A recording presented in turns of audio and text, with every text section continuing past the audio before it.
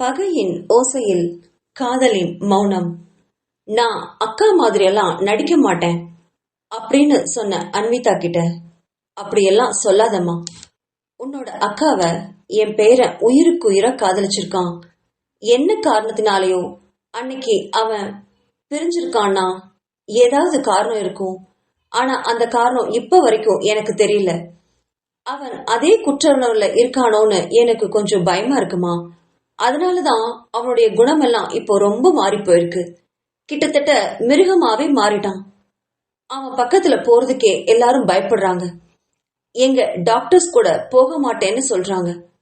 போற டாக்டர்ஸ் எல்லாம் அவன் அடிச்சு வெளியே துரத்துறான்.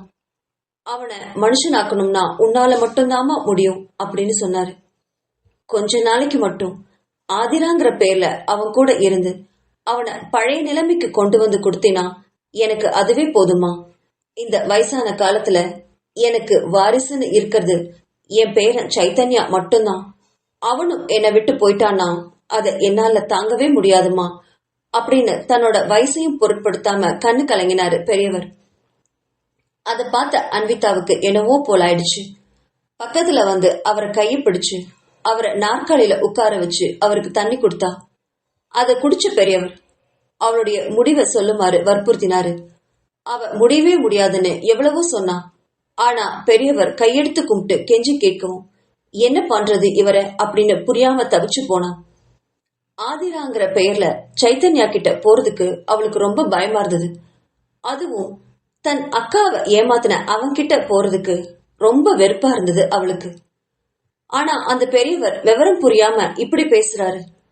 ஆதிராவும் நானும் உருவ ஒற்றுமையில வேண்டுமானா ஒன்னா இருக்கலாம். ஆனா குணங்கள் வேற வேற இருக்கும். கண்டிப்பா சீக்கிரமாவே எளிதா கண்டுபிடிச்சிருவான் சைத்தன்யா அப்படின்னு நினைச்சவளுக்கு இதை எப்படி மறுப்பு சொல்லி தடுக்கலாம்னு யோசிச்சபடியே டேபிள திரும்பி பார்த்தா அங்க ஒரு லேமினேட் பண்ண ஒரு புகைப்படம் பெரியவரை பார்த்தபடி வச்சிருந்தது. அதை பார்த்த உடனே தெரிஞ்சுக்கிட்டா அதுதான் சைத்தன்யான்னு. ஆனா முகம் அவளுக்கு தெரியல. போட்டோ அவர் பக்கமா திரும்பி இருந்தது. என்ன நினைச்சாலோ திடீர்னு அந்த போட்டோவை கையில எடுத்து பார்த்தா அதுல கம்பீரமான தோற்றத்துடன் ஒருவன் டாக்டர் கோட்டு போட்டு ஸ்டைலா போஸ் கொடுத்துட்டு இருந்தான். அந்த கண்கள் அவளையே பார்ப்பது போல இருந்தது.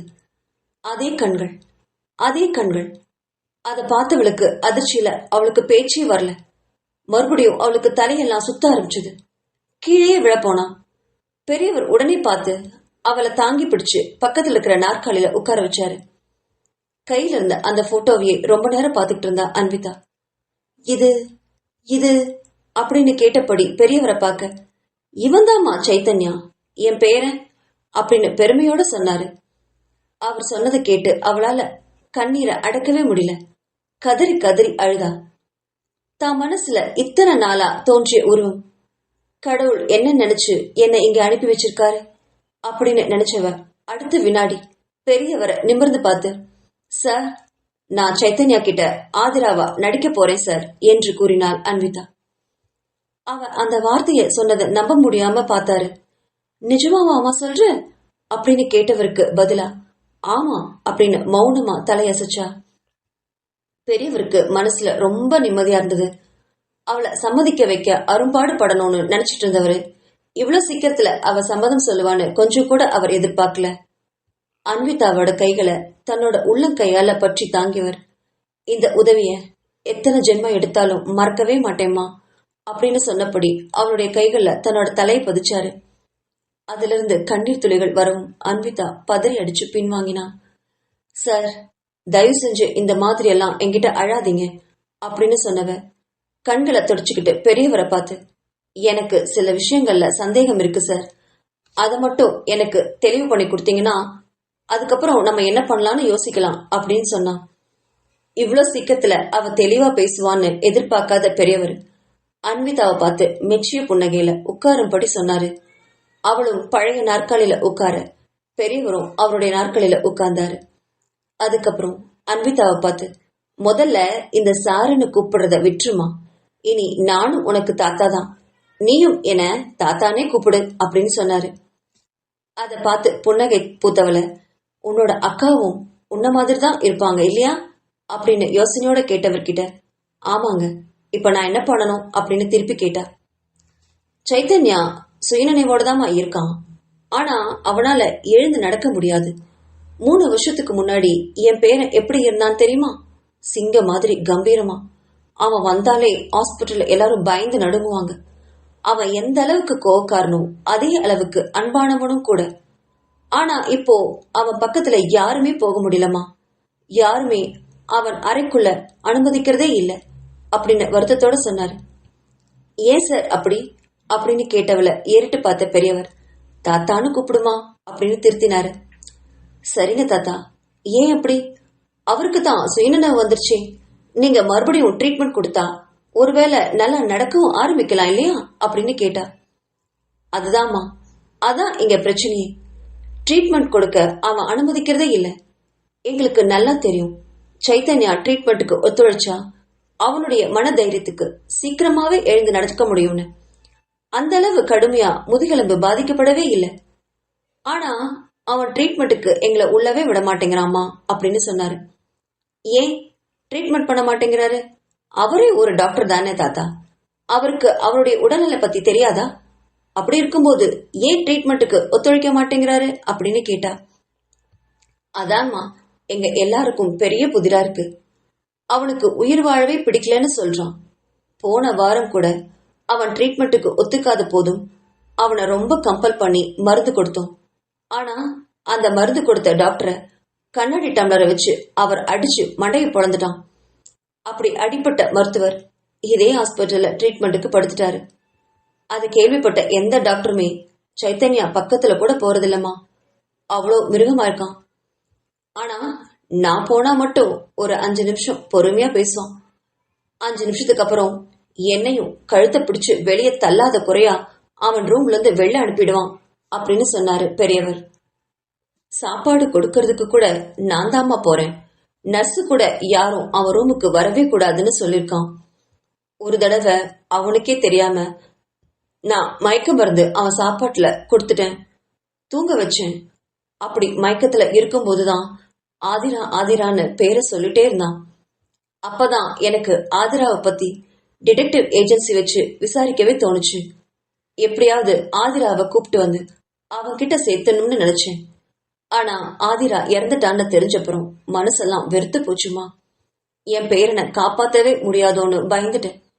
ஆனா அதுக்கப்புறம் டிடெக்டிவ் ஏஜென்சில இருந்து உங்க 2 பேரோட போட்டோவையும் அனுப்பி வச்சாங்க. அதை பார்த்தப்பதான் எனக்கு மனசுல ஒரு திட்டம் உருவாச்சு. ஆதிரா இறந்த விஷயம் இப்ப வரைக்கும் சைத்தன்யாவுக்கு தெரியவே தெரியாது. என்ன காரணத்தினால 2 பேரும் பிரிஞ்சுட்டாங்கன்னு எனக்கு தெரியாது.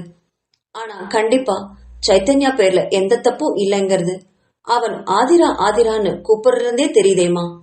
அப்போ உங்க அக்கா மேலதான் ஏதாவது தப்பு இருக்கும் அப்படின்னு சொன்ன உடனே அன்விதா கோவத்துல எழுந்து நின்னு, தாத்தா, என் அக்கா சைத்தன்யாவை எவ்வளவு காதலிச்சான்னு நான் பக்கத்துல இருந்து பாத்திருக்கேன் அப்படின்னு அழுகை குரல்ல சொன்னான். சேச்ச, நான் உன் அக்காவை தப்பா சொல்லலமா.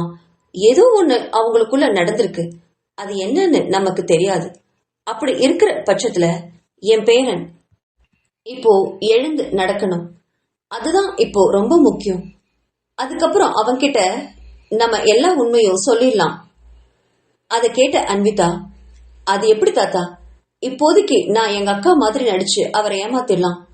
ஆனா அவர் நடக்க ஆரம்பிச்சப்பறம் கண்டிப்பா ஒரு நாள் என் பேரு அன்விதான்னு கண்டுபிடிச்சிட்டா என்ன பண்ணுவீங்க அப்படின்னு கேட்டா. முடிஞ்ச அளவுக்கு அதை மறைக்கதாமா பார்க்கணும். அவன் இப்போ இருக்கிற மனநிலையில நம்ம அவனை நல்லபடியா குணமாக்குறது மட்டும்தான் குறியா வச்சு செயல்படணும். அவன் நல்லபடியா ஆனதும் நானே அவன்கிட்ட எல்லா உண்மையும் சொல்லி நீ அன்வித்தான்னு சொல்லிடுறேன், என்ன நம்புமா அப்படின்னாரு.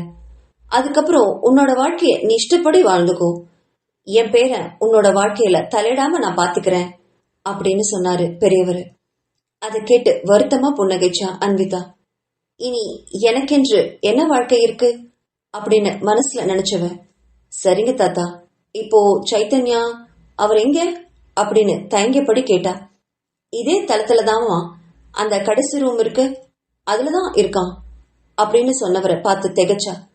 இங்கேயா அப்படின்னு ஆச்சரியத்தோட கேட்டா. ஆமாமா, வர்றியா, போய் பார்க்கலாம் அப்படின்னு சொன்னாரு. அவளுக்கு சைத்தன்யாவை பார்க்கணும் போல இருந்தது. ஆனா ரொம்ப பயமாவும் இருந்தது. இது வரைக்கும் அன்விதாவே இருந்தவ இனி ஆதிராவா எப்படி நடிக்க முடியும்? அவளுடைய குணமே வேற இருக்குமே. எளிதா கண்டுபிடிச்சிட்டா என்ன பண்றதுன்னு பயந்தா. இன்னைக்கு அவரை பார்க்கணுமா தாத்தா அப்படின்னு தயக்கத்தோட கேட்டவ கிட்ட அவ தயக்கத்தை உணர்ந்து, எப்படியும் நீ அவனை பார்த்துதானே ஆகணும். வந்ததுதான் வந்த. அவனை ஒரு தடவை ஒரு எட்டு பார்த்துட்டு போயேம்மா. அப்பதான் நான் ஏன் உன்னை ஆதிராவா நடிக்க சொல்றேங்கிறது உனக்கே புரியும். வாமா போகலாம் அப்படின்னபடி அவளை அழைச்சுக்கிட்டு அறைக்கு வெளியே போனாரு. பெரியவரோட வெளியில வந்தவளுக்கு காலெல்லாம் பின்னியது. சைத்தன்யாவை இப்ப பார்க்க போறோம். அவ மனசுல இருந்த அந்த உருவத்தை நேர்ல சந்திக்க போறோம். இனி தன்னோட வாழ்க்கையில என்னெல்லாம் நடக்குமோ அப்படின்னு பயந்தபடியே பெரியவரை தொடர்ந்து போனா அன்விதா. கொஞ்ச நேரம் நடந்ததுக்கு அப்புறம் ஒரு பெரிய அறைக்கு முன்னாடி வந்து அவர் கையோடு எடுத்துட்டு வந்த கீயை வச்சு அந்த கதவை ஓபன் பண்ணாரு. அவ பயந்தபடியே பெரியவருக்கு பின்னால ஒளிஞ்சுக்கிட்டா. தன்னோட உருவம் சைத்தன்யாவுக்கு தெரியவே கூடாதுன்னு நினைச்சபடி பயந்தபடியே பின்னாடியே நடந்து வந்தா. அத உணர்ந்துதான் இருந்தாரு பெரியவரு. ஆனாலும் எதுவும் சொல்லாம மெதுவா உள்ள நுழைஞ்சாரு. பயப்படாதம்மா, இப்போ சைத்தன்யா நல்ல தூக்கத்துல இருக்கான். நான் தான் அவனுக்கு தூக்கம் மருந்து கொடுத்திருக்கேன் அப்படின்னு சொன்னவரு அவரை அழைச்சிட்டு உள்ள போனாரு. அவன் தூங்குறான்னு தெரிஞ்சதும் கொஞ்சம் நிம்மதி பெருமூச்சு வந்தது அன்விதாவுக்கு. பெரியவர்கிட்ட இருந்து கொஞ்சம் விலகி அவரை பின்தொடர்ந்து நடந்தா. அந்த அறைய சுத்தியும் பார்த்தா. பெரிய ஹால். அங்க நடுவுல பெரிய படுக்கை போட்டிருந்தாங்க. அதுல ஒரு உருவம் கழுத்து முதல் கால் வரை போர்வை போத்தப்பட்டிருந்துச்சு. நல்ல உயரமானவன் போல இருக்கு சைத்தன்யா. அந்த கட்டில் முழுவதையும் அவன் ஆக்கிரமிச்சிருந்தான். அவனுக்கு ட்ரிப்ஸ் போயிட்டு இருந்தது. அவனை அணுக அணுக அவளுக்கு மனசெல்லாம் படப்படன்னு அடிச்சுக்குச்சு. மெதுவா போய் அவன் முகத்தை பார்த்தா.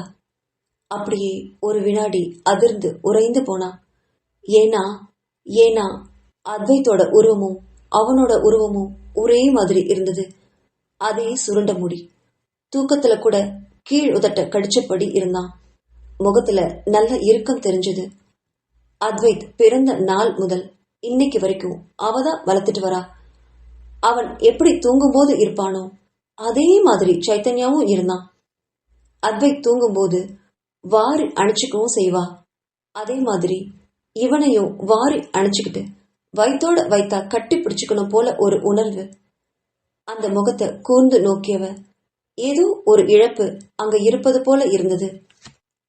மனசெல்லாம் அப்படி ஒரு வலி வலிச்சது. நான் எதிர்பார்த்து வந்தது என்ன, இங்க நடக்கிறது என்ன?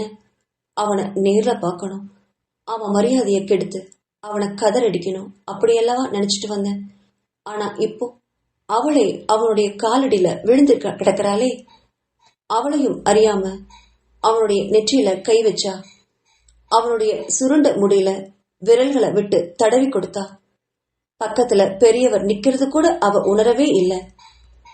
ஏதோ ஒரு உணர்வு அவளை சைத்தன்யா கிட்ட இழுத்துக்கிட்டு போச்சு.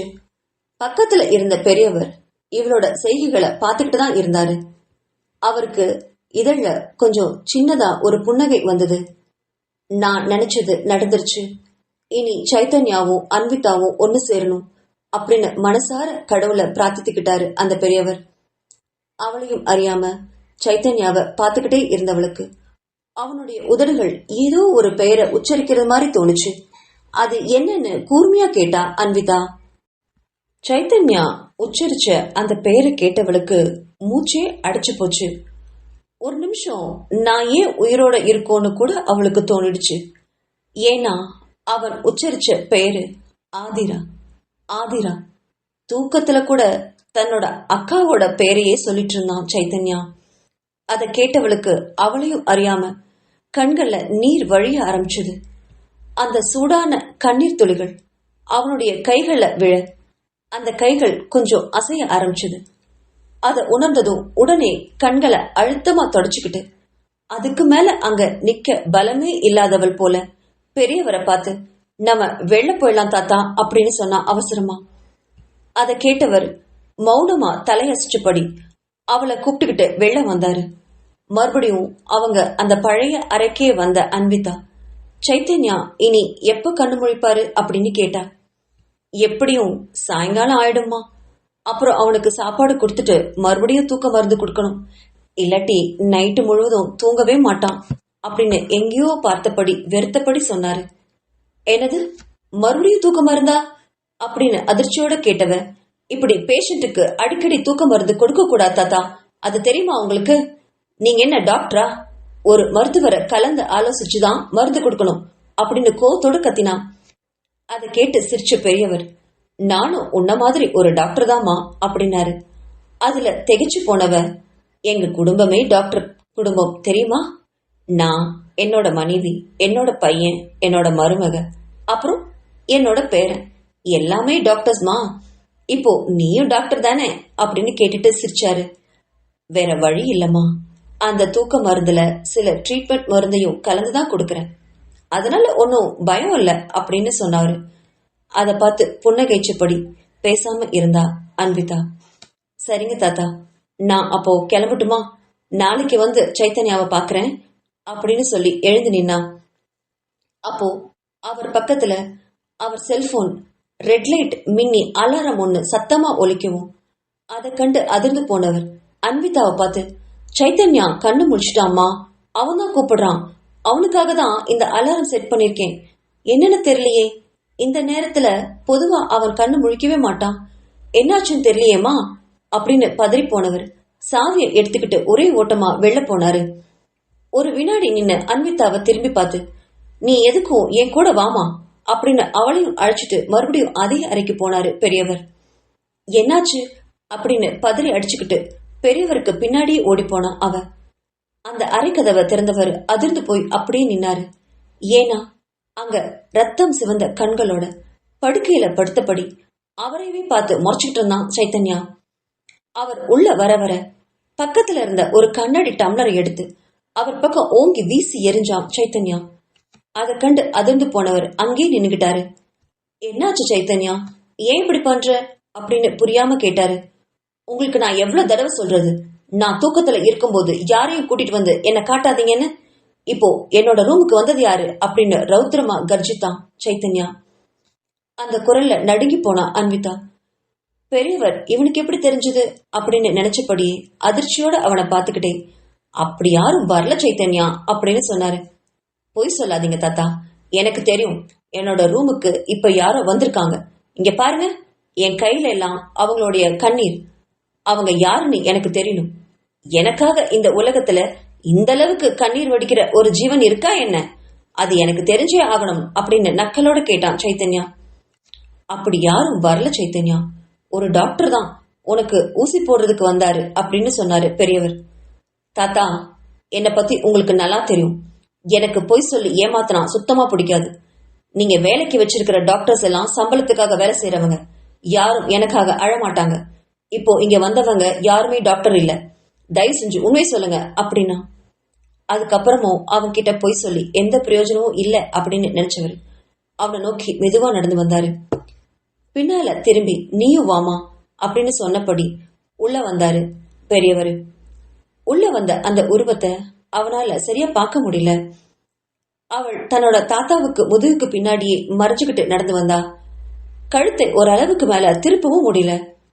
அவனுடைய தலைமாட்டுல வந்து பெரியவர் நிற்கவும் அவருக்கு பின்னாடி அந்த உருவம் மறைஞ்சு நின்னுக்குச்சு.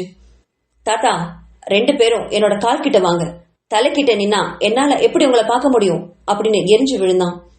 சரிப்பா, அதுக்கே இவ்ளோ கோவப்படுற, இரு அப்படின்னு அன்விதாவோட கைகளை பிடிச்சபடி பெரியவர் சைத்தன்யாவோட கால் பக்கத்துல மெதுவா வந்து நடந்து நின்னாரு.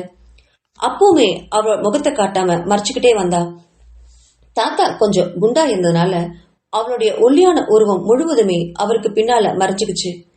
அவனால சரியா பார்க்கவே முடியல.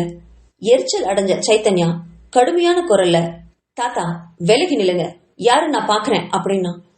வேற வழி இல்லாம தாத்தா நகர்ந்து நிற்கவும் நகர்ந்து நின்றவரை பயத்தோட பார்த்தபடி திரும்ப சைத்தன்யாவை பார்த்தா அன்விதா. அந்த கண்கள் அவளை ஊசியா தொலைச்சுது. அந்த உருவத்தை பார்த்த சைத்தன்யாவும் அதிர்ந்து போனான். ஆதிரா, ஆதிரா நீயா அப்படின்னு கேட்டவனால அந்த அதிர்ச்சியை தாங்கவே முடியல. வந்துட்டியா, என்னை விட்டு எங்க போன, நீ ஏன் போன அப்படின்னு கேட்டவன் அவனுடைய கைகளை அவள் முன்னாடி நீட்டினான்.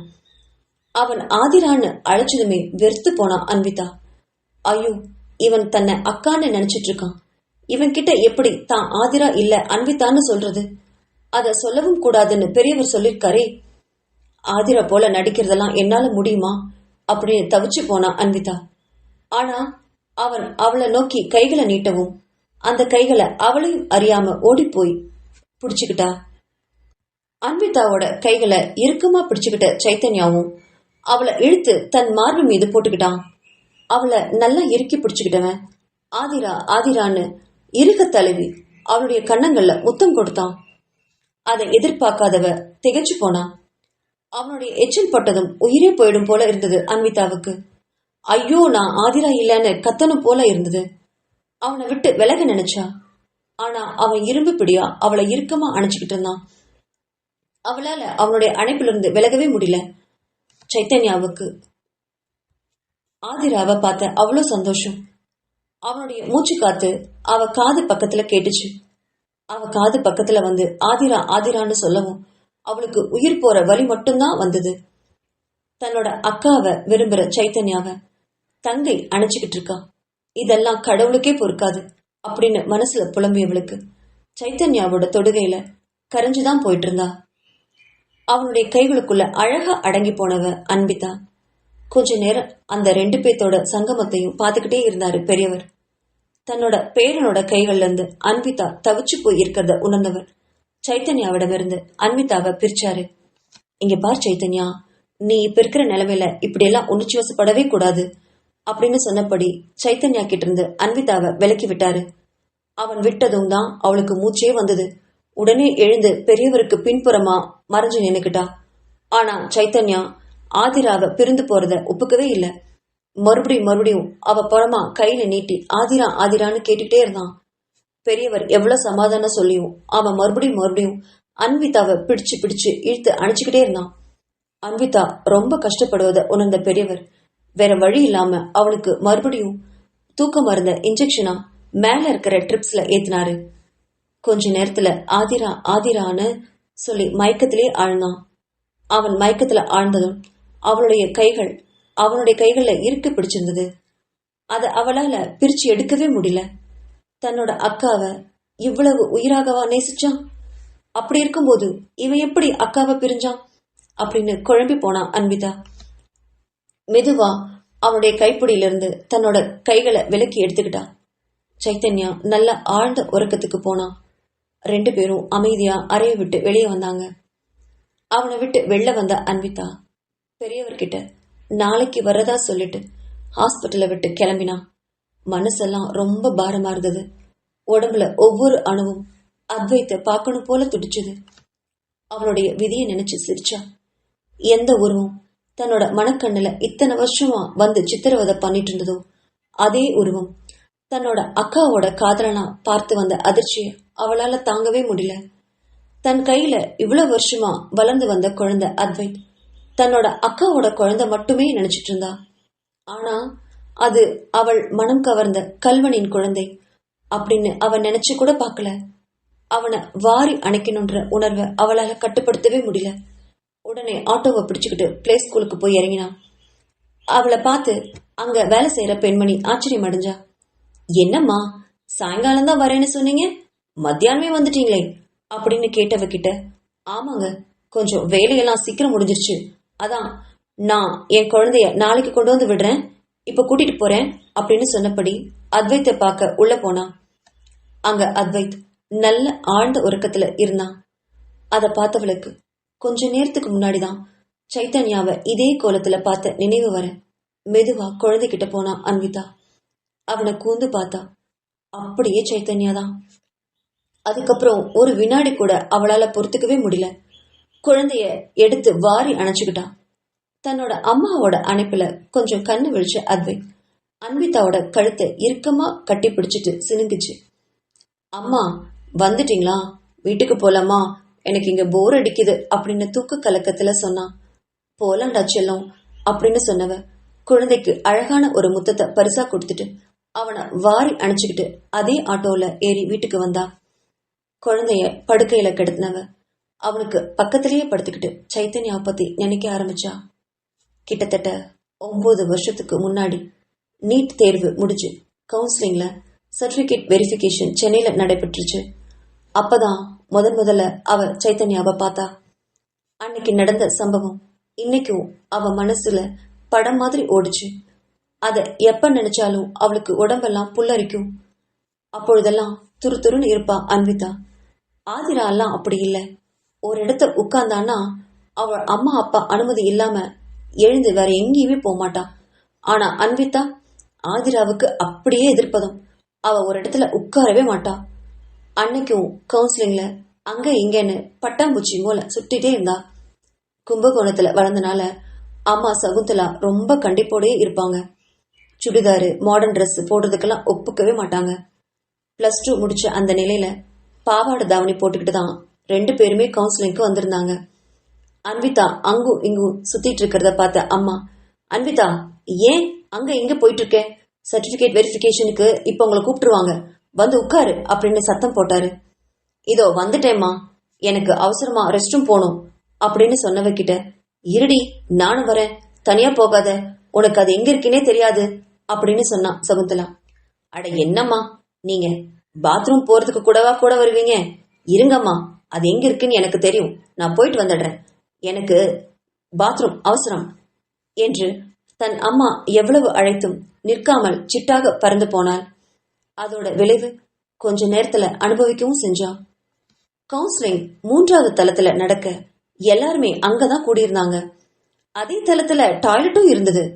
ஆனா அங்க ரொம்ப அதிகமா கூட்டம் இருந்ததுனால இங்க கீழே வரும்போதே கீழ்த்தளத்துல ஒரு டாய்லெட் இருந்ததை கவனிச்சிருந்தா அன்விதா. சரி அங்க போலாம் அப்படின்னு நினைச்சவ கீழே இறங்கி போனான். கீழே இறங்க இறங்க ஆள் நடமாட்டம் குறைஞ்சுக்கிட்டே இருந்தது. அது ஒரு பெரிய மெடிக்கல் காலேஜ்.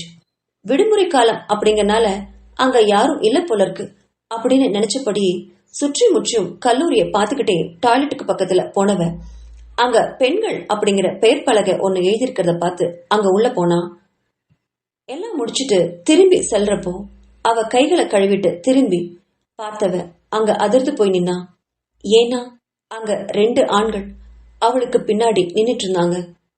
என்ன பாவாடை தாவணி போட்ட சின்ன பாப்பா இங்க என்ன பண்ணுது அப்படின்னு சொன்னான் ஒருவன்.